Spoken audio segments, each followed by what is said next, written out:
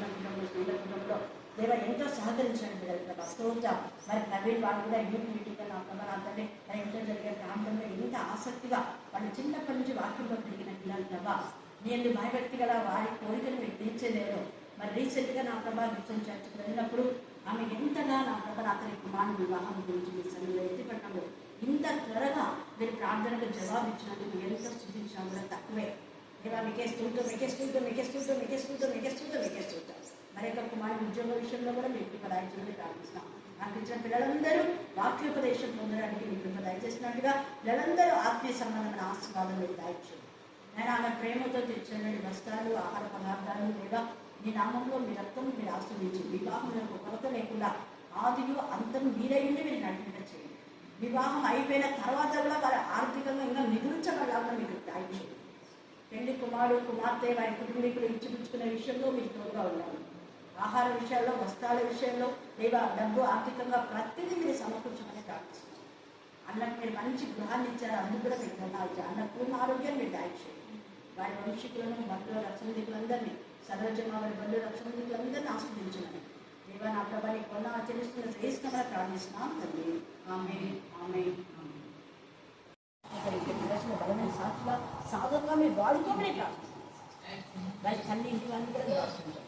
ఈయన కూడా నా ప్రభా నాకు ఇచ్చిన ఉద్యోగం బట్టి మీకు ఎంతగా ఉన్నాం చేసిన విచిత్రమైతే చాటిన సాయం అతి త్వరలో మీరు ఇస్తున్నారు ప్రభా నీకు ఆచరిస్తాను. అందుకే మంజరి ఇచ్చిన పిల్లల్ని బట్టి అలాగే నాలుగు బట్టి పూర్ణ ఆరోగ్య కుటుంబాల పూర్ణ శక్తి పెంచవచ్చు. దేవైబిడ్డలు జ్ఞానమేందు వయసు దేవుడేందు మనుషులు పెంపాల మీ గొప్ప కృప ధన్యతని ఇచ్చేందుకు నీకు ఆచరిస్తాను. దేవ రానున్న దినాల్లో నా ప్రభాతలే నీ చేత ఉపదేశం పొంది నా ప్రభాతలే అధికమైన విధానంలో మాత్రమే నీకు రోజు కూడా దేవుని కుమార్తెగా దేవా కీర్తన 144 మందిలో నగరునికి చెక్కిన కుమార్తెగా నా తల్లి 3 స్తంభాలుగా సంఘంలో సమాజంలో ఉండడానికి నీకు కావాల్సిన వారికి ఇంటికి నా ప్రభా 3 స్తంభాలుగా ఉండడానికి మీకు దయచేయండి. పూర్త దేవా రాణి అయినటువంటి దెబోరాకి ఇచ్చినటువంటి జ్ఞానం వివేకం పెద్ద కుమార్తె మీరు దయచేయండి. దేవా మీకే స్తోత్రం మీ ముఖకాంతి ప్రకాశించు అయ్యా మీకు వందనాలు చెల్లిస్తాను. మళ్ళీ అనే దేవా స్తోత్రం హృదయాన్ని ఇచ్చిన మీ జ్ఞానాన్ని వివేకాన్ని ఇచ్చిన కుమార్తె మీరు దయచేసేది ఆమె హృదయం త్వరబడి అనేకులు నా ప్రభా తన యొక్క నా ప్రభా నామం మీ నామం గణపరచండి. తన ఇంటిలో తన గృహంలో అనేక ఆత్మలను నా ప్రభా నాకుండే ఒక రథ సాధనలో ఉండే కృపను మాత్రమే దయచేయండి. ఏ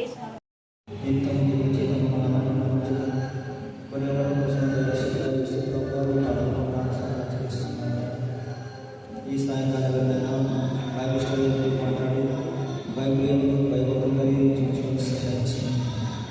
ఈ వాక్యం చేత శుద్ధిపరచడం సహాయించి దీవించి ఆశ్రయించండి. ఆత్మీయ బలపరచండి. అనేక సువార్తలు సహాయించండి. నేను జీవితంలో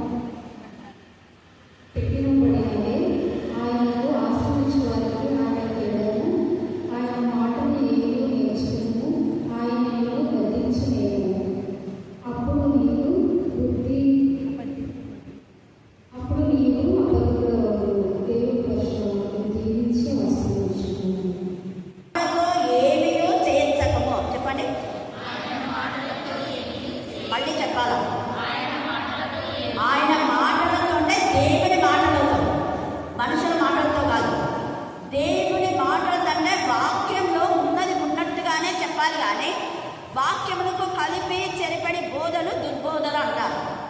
లేదా దేవుని యొక్క మాటకు ఇంకొకటి కలిపితే అది అపవాది యొక్క బోధ అంటారు. దయ్యముల బోధ వాక్యంలో ఉంది కదా. దయ్యముల బోధ ఎందుకు ఏం చేయకూడదంట చెప్పాలి మట్టి గట్టిగా. లక్ష్యం ఉంచకుడి ఉందా లేదా? దయ్యంల బోధ అంటే man spirit, evil spirit, holy spirit. Man స్పిరిట్తో చెప్పేవాళ్ళు మనుషుల యొక్క గుణగణాలను వాళ్ళు తెలుసుకొని హృదయంలో పెట్టుకొని చెప్తూ ఉంటారు. అది మ్యాన్ స్పిరిట్. ఈవిల్ స్పిరిట్ అంటే పరిశుద్ధాత్మ ద్వారా కాక అపవిత్రాత్మ వాళ్ళలో ప్రవేశించి ఈ దయ్యములు ఏం చేస్తాయంటే వాళ్ళను వాడుకుంటాయి. అందుకే అవి దయ్యంలో బోధ అంటారు. అయితే పరిశుద్ధాత్మ ప్రేరేపింప చేసినప్పుడు వాళ్ళు వాక్యంలో ఏది కలపరు, తీసేయరు. వాక్యంలో ఉన్నది ఉన్నట్టుగా ఎవరు విన్నా వినకపోయినా, ఎవరు అపార్థం చేసుకున్నా, కొంతమందికి కళ్ళు పచ్చగా ఉంటే లోకమంతా ఎలా ఉంటుంది? పచ్చగానే ఉంటుంది. సరిగా అర్థం చేసుకోకుండా ఇది మా గురించి మాట్లాడుతున్నారు, వాక్యం చెప్తే ఇది శాపము అనుకుంటుంటారు. శాపం అనుకునే వారికి అది శాపమే. ఎందుకంటే ఇక్కడే కింద 10వ వచనం చదవండి. దాసుని గూర్చి వాని యజమానితో కొండెములు చెప్పకము. దాసుని గూర్చి నువ్వు ఎవరి గురించి అన్నా అంటే కొండలు ఎవరైనా చెప్పింటే ఇక్కడ మాట్లాడింటాడు కదా. దాసుని గురించి నువ్వు నీ యొక్క యజమానితో కొండెములు చెప్పొద్దు. యజమానికి ఒకవేళ చెప్పితే ఏమైందంట? అందరూ గట్టిగా కంట చేయండి. వాడు ఏం చేశాడ? నిన్ను శపించిన ఒకవేళ నీవేమవుతావు? అది అంటే నీకు శిక్ష ఎందుకు వచ్చింది? ఎందుకు వచ్చింది శిక్ష చెప్పండి. అది అర్థమైంది. ఇప్పుడు శిక్ష ఎందుకు వచ్చింది, శాపం ఎందుకు వస్తుంది అంటే శాపానికి కారకులు అయితేనే శాపం వస్తుంది. శాపమునకు కారకులు కాకపోతే శాపాలు రావు. హేతు లేని గాయములు తగలక పోవును అని వాక్యంలో తేటగా ఉంది. పైగా శాపాలైనా ఆశీర్వాదాలైనా ఎవరి దగ్గర నుంచి వస్తాయి? గట్టి చెప్పాలా? ఇంకా గట్టిగా, ఇంకా గట్టిగా దేవుని దగ్గర నుంచి వస్తాయి. దేవుడు ఒకవేళ వాళ్ళతో మాట్లాడి నిన్ను శపించవచ్చు కూడా. దేవుడు వాళ్ళతో మాట్లాడి నిన్ను దీవించవచ్చు. ఆయన ఎవరిని దీవించాలో వారిని దీవిస్తాడు, ఎవరిని శపించాలో వారిని శపిస్తాడు, ఎవరిని కరుణించినా వారిని కరుణించును, ఎవరి ఎడ జాలి చూపున్నా వారి ఎడ ఏం చెప్తాడంట? వాక్యంలో ఉండేది, నా సొంత మాటలు కాదు. ఉందా లేదా వాక్యంలో? ఉంది. చాలు. హల్లెలూయా, హల్లెలూయా, హల్లెలూయా. అంటే కలిపి చెరిపడి బోధల్లో ఏది కూడా పొల్లు కూడా తీసేయకూడదంట. ప్రకటన 22లో ఇందులో ఉన్న లేఖన భాగం తప్ప వేరేది ఎవరైనా కలిపితే ఏమవుతుందంట? గంధములో ఉన్న తెగుళ్ళన్నీ అని దేవుడు రాసుంచాడు ఆల్రెడీ. అక్కడ కొత్తగా నీవు నేను చెప్పేది ఏం లేదు, అలా వాక్యంలోనే ఉండాలి. కాబట్టి కలపకూడదు, తీసేయకూడదు. ఇక్కడ కూడా ఏమంటున్నా అంటే అందుకే ఆయన మాటలో తేటగా చెప్తున్నాడు. ఆయన మాటలో ఏది కూడా నువ్వేం చేయకూడదంట, చేర్చకుము. మరి ఆయన మాటతో చేర్చి శాపం తెచ్చుకున్న వాళ్ళు ఎవరు? ప్రశ్న. బైబిల్ స్టడీ కదా త్వరగా.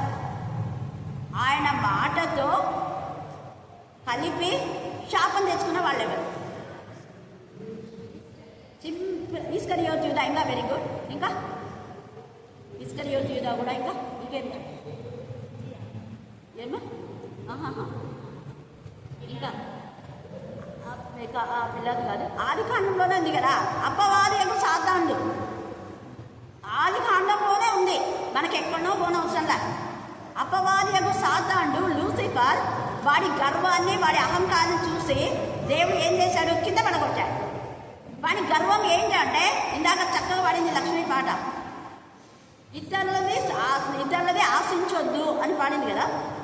ఏది నీకుంటే నీ దాన్ని మాత్రమే నువ్వు ఆశించు, పొరుగు వాడిని ఏదియో ఆశించొద్దు అని రాయబడింది వాక్యంలో. పొరుగు వాడిని ఆశించొద్దంటే మనం ఏం చేస్తాం? పొరుగు వాడిని ఆశిస్తాం. అందుకే ఆకాశ పక్షులను చూడండి, వాటిని తెచ్చుకోవాలంటే బుద్ధి తెచ్చుకోండి అని బుద్ధి లేని వాళ్ళకు, భక్తిహీనులకు చెప్తున్నాడు దేవుడు. ఎందుకంటే వాక్యంలో బుద్ధి తెచ్చుకోండి అని కూడా చీమల యొద్దకు పోయి కూడా ఏం చేయాలంట? బుద్ధి తెచ్చుకోవాలి. ఇవన్నీ ఉన్నాయి వాక్యంలో. అయితే ఇక్కడ ఈ అపవాదపు సాతానుడు హెచ్చించుకొని నేనే నేనే నేనే అని నేనేం తక్కువ లేదు, దేవుని కంటే కొంచెమే తక్కువ ఏమనుకున్నాడు? ఏమన్నారు మీరు? నేనంటే నేను సభాపర్వతం మీదకి ఎక్కిపోదును అన్నాడు. ఎక్కిపోయాడా? ఏమైంది మరి? పాతాళంలోకి తోయమన్నాడు. చూసారా? అందుకే గర్వం అహంకారం పనికిరాదు. నాశనానికి ముందు గర్వం నడుస్తుంది. దేవుడు మనల్ని ఏ పరిధిలో ఉంచుతాడో అదే పరిధిని దాటినాము అంటే అయిపోయింది. ఇక్కడ కూడా ఈ అపవాదకు సాతాను దేవుడు నియమించిన పరిధిని దాటి దేవుడు చెప్పిన మాటకు ఇంకొకటి చేర్చాడు. ఆ ఒక్కడి చేర్చినందుకు ఏమొచ్చిందంటే, ఈ అపవాదకు సాతాను ఎప్పుడు చెప్పాడు ఈ మాట అంటే, హవ్వను ఒంటరిగా చూసి. వాడు పిరికోడు, వానికి గట్స్ లేవు, పిరికోడు అనమాట. పిరికోడు కాబట్టి ఆదాము లేనప్పుడు చూసి, మన వాళ్ళు కూడా అంతే, కొంచెం పిరికోళ్ళు అందరు పోండి, స్త్రీలంతా పోండి పోండి పోండి అని నాతో కూడా మాట్లాడినారు. కానీ దేవుడి పైన చూస్తుంటాడు. అవునా కదా? హల్లెలూయా, హల్లెలూయా. మళ్ళీ మేమేం పొమ్మని చెప్పినామా అంట.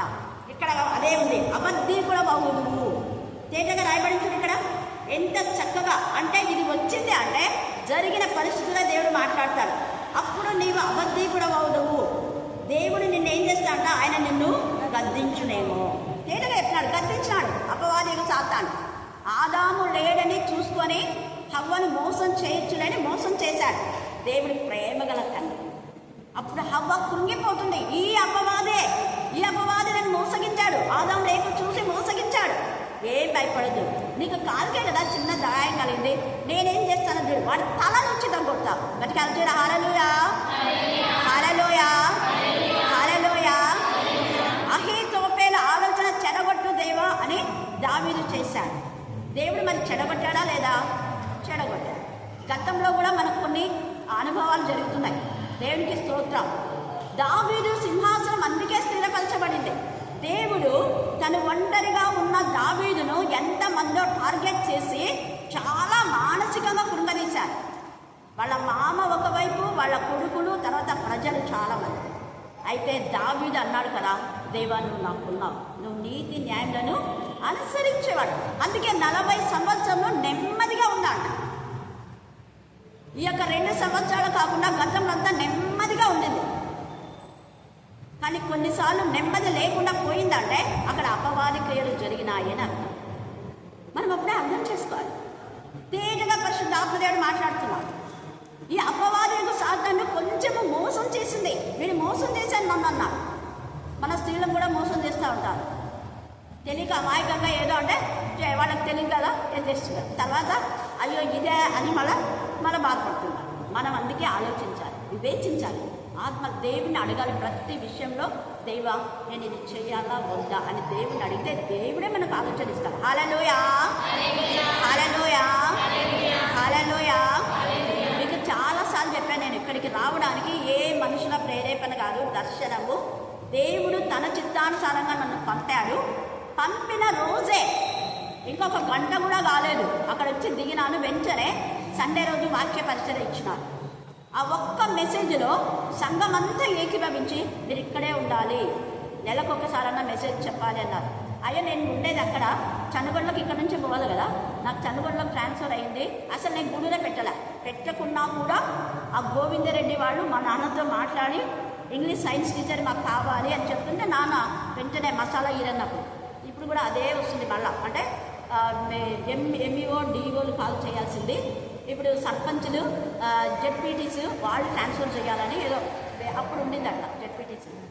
అట్లా అడిగి తెచ్చుకున్నా. నేను కోపడుతున్నా, అసలు నాకు ఇష్టం లేదు, ఎందుకు నాన్న నువ్వు అక్కడ వేయించినావు అని నేను అంటున్నా.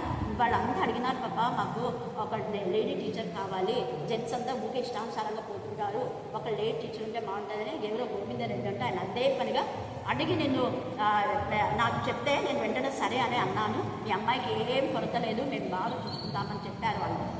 నేను అలాగే ఇంకా జాయిన్ కావడానికి అక్కడ వచ్చి ఆ బస్సు అలా పోయింది. ఇక్కడ నిలబడినా వెంటనే 25 సంవత్సరాలు ఇక్కడ పరిచయం చేసిన సుదర్శనం అంటారు. వాళ్ళ కొడుకు వాళ్ళంతా ఎప్పుడు ఇంట్లో వాళ్ళ పాస్టర్స్ అయినా ప్రతి ఫంక్షన్కి నన్ను పిలుస్తాను.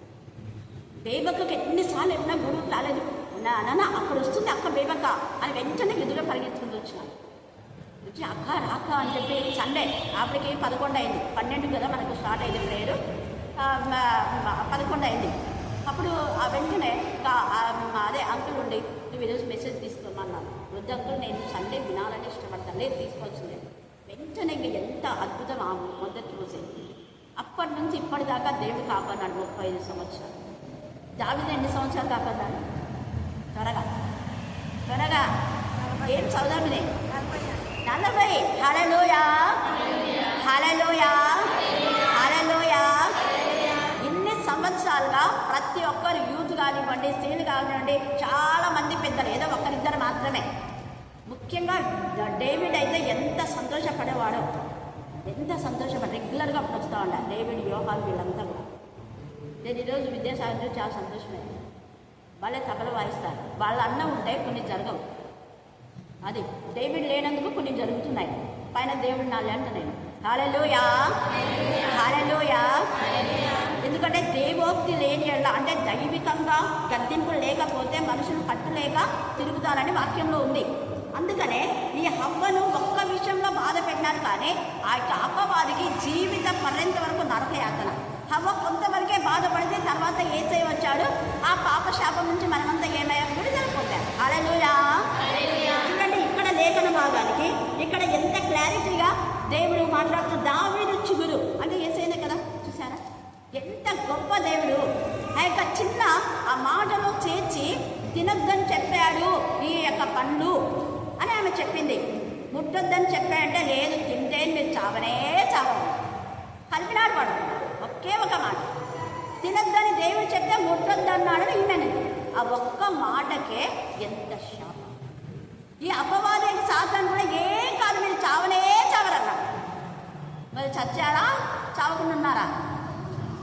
చెప్పండి. హల్లెలూయా హల్లెలూయా. దేవుని మాట అగ్ని వంటి, బండను బద్ద చేయి శుద్ధి వంటిది. వాక్యంలో ఉన్నది మాత్రమే మాట్లాడాలి. అధిక ప్రసంగులు మాట్లాడిన వాళ్లకు ఎంత ఉంటుందో అంత ఉంటుంది ఇక్కడ. ఇది దేవుని వాక్యం.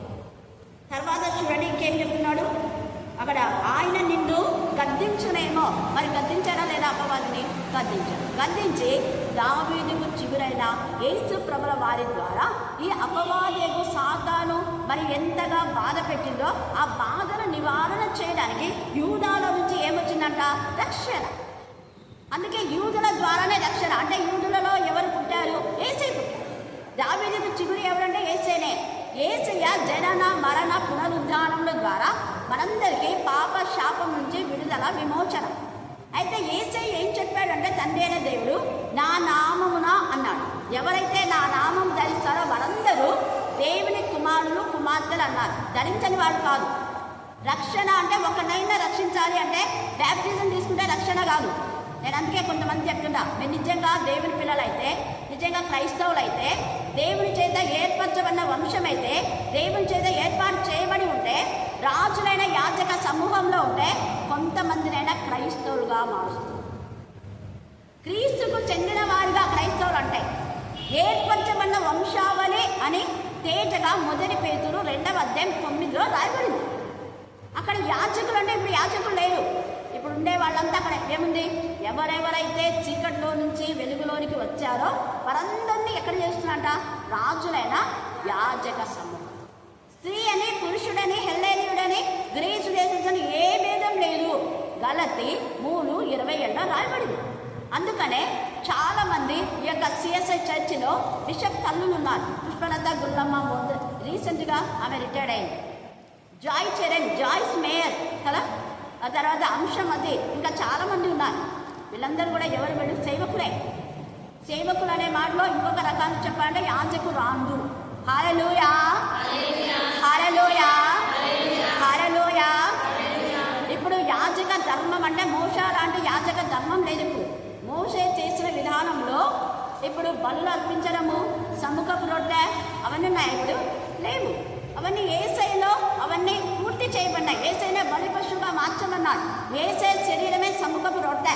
ఆ యేసయ్య శరీరంలో ఎవరు స్త్రీ అని, పురుషులని భేదం లేదు. అందరూ ప్రభు యొక్క నామంలోకి రావాలి. అంతే.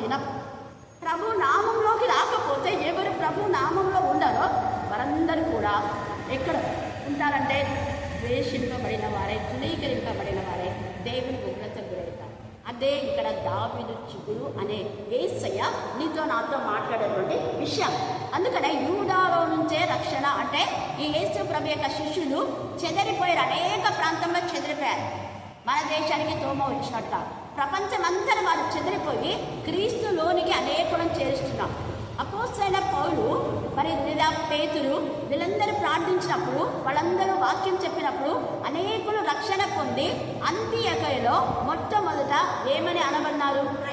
గట్టిగా చెప్పండి, ఇంకా గట్టిగా, ఇంకా గట్టిగా, క్రైస్తవులు అనబడినారు. అది అనిపించుకోవాలి. అది క్రైస్తవులు అంటే సంపూర్ణమైన ఇది. అందుకని కొన్నిసార్లు నేను చెప్పింది, ఆ క్రైస్తవ్యంలోకి రాకుండా మనం ఏదో మామూలుగా కొంతమంది క్రైస్తవంలో లేకపోయినా భయభక్తులతో ఉంటారు, అది దేవుడు ఇష్టపడతాడు. అది కాకుండా క్రైస్తవ్యమే లేకుండా అహంకారంతో ఉంటే దేవుడు అంటాడు, ముందు నువ్వు క్రీస్తులో ఉన్నావా? క్రీస్తులోనే లేకుండా నువ్వేం చేస్తావు అని దేవుడు అంటాడు. అందుకే మనం యూదా యొక్క వంశంలో, క్రీస్తు వంశావళిలో మనం చేర్చబడాలి అని ఆయన వాక్యం అంతా మాట్లాడుతుంది. క్రీస్తు వంశావళిలో చేర్చబడడానికి మనం ఏది కలపకూడదు, తీసేయకూడదు. అలా కలిపినా తీసేసినా దేవుడు ఖచ్చితంగా ఏం చేస్తాడంటే వాళ్ళను గద్దిస్తాడు. దేవుని యొక్క గద్దింపునకు మనం లోపడాలి. అందుకే ఇక్కడ ఈ మాట తేజగా పదే పదే మాట్లాడుతున్నారు. దేవుని మాటలన్నీ పుటము వేయబడినవే. ఆయనను ఆశ్రయించు వారికి ఆయన ఎలా ఉన్నాడ? కేడం, ఆయననే కేడంగా ఉన్నాడు. తేజగా మాట్లాడుతున్నాడు. ఆయననే కేడంగా ఉన్నప్పుడు ఇక నీకేమి కొలువా అన్నట్టు. ఆయన కేడమైనప్పుడు ఆయన మాటలతో చేర్చము. ఇక అపోస్తుల కార్యం 18వ అధ్యాయము 24వ వచనంలో అకుల్లా ప్రిస్కిల్లాలు అక్కడ పరిచర్య చేస్తూ ఉంటే ఒక వ్యక్తి నేను పెద్ద ఇది అది అని చెప్పేసి వచ్చి ఏమేమో చేస్తున్నాడు. దేవుని యొక్క వాక్యంలో ప్రకటిస్తున్నాడు. యోహాను బాప్తిసం మాత్రమే ఆయనకు తెలుసు. కానీ దానికి వేరే చేస్తూ ఉంటే వెంటనే వాళ్ళు యేసు ప్రభుని గురించి మరి ఎక్కువగా బోధిస్తే విధేయతగా అంగీకరించాడు. కానీ నువ్వేం నాకు చెప్పేది, నాకంతా తెలుసులే చెప్పనాడు. తప్పు తెలుసుకున్నాడు, నువ్వు చేసేది తప్పు అని వాళ్ళు తప్పును ఖండించారు. తర్వాత అపోస్తలుడైన పౌలు కూడా 13వ అధ్యాయంలో నీ హృదయం దేవుని ఎదుట ఎలా ఉందట? సరి అయినది కానీ నీ హృదయాన్ని ముందు సరి చేసుకొని మాట్లాడుతున్నాడు. హృదయం అంతా దేవునికి విరోధమైన విధానంలో నిండి ఉంది. వారి గొంతుగా తెరిచిన సమాధి అని రాయబడింది. వారి నాలుకల కింద సర్ప విషయం ఉంది అని రాయబడింది. అలాగనే కీర్తన 12 కూడా మోసం చేయవాడా, మోసనం చేస్తూ మంగళ కత్తి వలె నీ నాలుకను చేస్తున్నావా? ఇవన్నీ అబద్ధములు అన్నమాట. అబద్ధము ఆడే వాళ్ళని గురించి దేవుడు అక్కడ అలాగా మాట్లాడుతూ ఉన్నాడు. నీకెప్పుడు ఇవేనా మాట్లాడేది అని అంటుంటాడు దేవుడు ఇక్కడ. అందుకనే అన్నాడు కదా చక్కగా ఆ యొక్క 13వ అధ్యాయంలో పౌలు అతన్ని గద్దిస్తాడు. 13:8 మీరు తర్వాత చదువుకోండి. నీ బ్రతుకు మార్చుకో అని చెప్తాడు. మార్చుకో అంటే వాడు మార్చుకోడు, గుడివాడే దిగుతాడు. అంతకంటే 8వ అధ్యాయంలో చూస్తే ఫిలిప్పు చెప్పినప్పుడు అతను మార్చబడతాడు. పేతురు ఫిలిప్పుకి చెప్తే మార్చుకొని నా కోసం ప్రార్థన చేయరా అంటాడు. అతన్ని దేవుని యొక్క మార్గంలోకి నడిపిస్తాడు. హల్లెలూయా, హల్లెలూయా, హల్లెలూయా. పేతురు యూదుడు కాబట్టి, వీళ్ళ యొక్క పౌలు కూడా యూదుడు కాబట్టి దేవుని గురించి బాహాటంగా చెప్పి వాళ్ళు గద్దించి సరిదిద్దుతారు. అక్కడ అతను విధేయతగా తను చెప్పింది తప్పు అని సరిదిద్దుకుంటాడు 8వ అధ్యాయంలో.